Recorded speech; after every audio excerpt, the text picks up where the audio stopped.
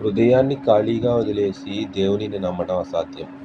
దేవుని నమ్మడంలో స్థిరంగా ఉండాలంటే దేవుని వాక్యం చదవాలి, దేవునికి ప్రార్థించాలి, క్రమం తప్పకుండా దేవునితో ప్రతిరోజు సమయం గడపాలి. పాసివ్ మైండ్ సులువుగా చింత, ఆందోళనలో పడుతుంది.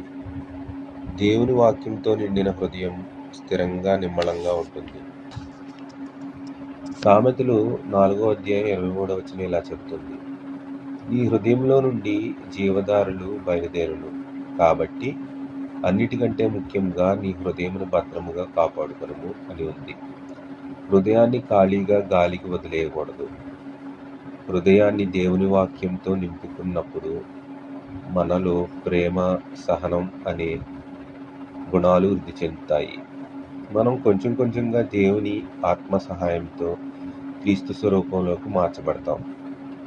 నీ హృదయాన్ని సరైన దారిలో పెట్టి నీ హృదయాన్ని కాపాడగలిగింది దేవుని వాక్యం మాత్రమే. దేవుని నమ్మడం అంటే ఆయన సన్నిధిలో నుండి శక్తి పొంది ఆ శక్తి ద్వారా ప్రతి పరిస్థితిలో స్థిరంగా ఉండడమే.